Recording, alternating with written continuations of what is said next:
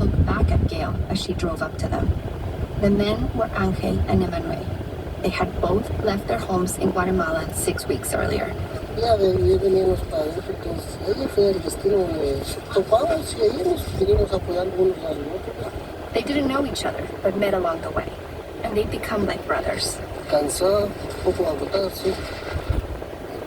They are looking so exhausted. They tell us that once they got closer to the border, they didn't join any large group led by any smuggler, which is not the norm these days. Instead, they quietly followed a group from a distance and hid behind them. Entonces nosotros cuando miramos que hay gente, pues nos quedamos ocultos. Y cuando vemos que ella se mueve, seguimos. They waited until just this morning to cross, and they did it by simply going around the waist-high vehicle barriers where the 30-foot wall just ends. When we ask them who they left behind back at home, they both break down talking about their families, their young children, and then Angel starts weeping uncontrollably.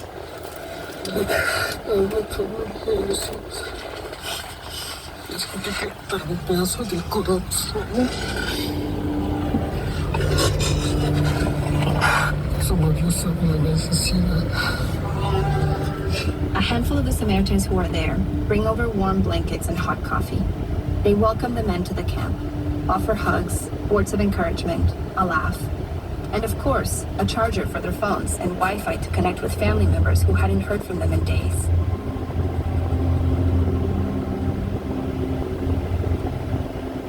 The plan, as it usually goes, is to wait for Border Patrol to come by and check if anyone needs to be picked up from the camp. Whether or not Angel and Emmanuel have an asylum claim, that's unknown, and that's up to U.S. asylum officials. But for now, they're going to wait to be picked up, processed by Border Patrol, and either get deported immediately or open an asylum case and remain in the U.S. We heard from the Samaritans and other volunteers that there's a relatively good open communication line between them and many Border Patrol agents in the area right now. And we saw that during one of our visits to the camp, when we spoke with Border Patrol Supervisor Marlon Layugan. Buenas tardes. ¿Está bien? Sí. ¿Enfermo? No. He and his team stopped by the camp to take a man into custody.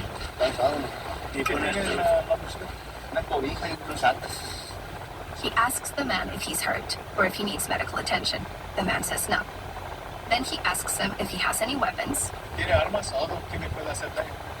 Una navaja. And lightens the mood by following up with, ¿Algo más? Bombas atómicas. do you have an atomic bomb? The man is in his 60s, and he says that he had worked in a ranch for decades in a nearby town close to Sasabe. But with the spike in violence, cartels burned down the ranch where he worked. They killed anyone who was inside, so he ran away with nothing but his backpack. And now he'd like to get protection in the United States. What the Border Patrol does is we have to know who he is first, right? After we run records, then we're able to make a determination as to whether the guy has to see the judge or for like a criminal prosecution, or if he claims asylum, that's a whole other pathway. So Today, he says, is a slow day. But in his experience, that could suddenly change. we'll have nothing, and then suddenly there's 150 people here, and these guys are helping, but you just get overwhelmed very quickly. In recent months, the Tucson sector has been the busiest, or one of the busiest, nationwide. The sector covers most of the Arizona border, spanning across 260 miles, with more than 3,500 agents assigned to it. Now here's some statistics. Encounters here at the Tucson sector have gone up 140% in the fiscal year of 2024 The number of migrants crossing the U.S.-Mexico border has climbed, and it has only continued to climb. And it is now pushing border towns to their limit.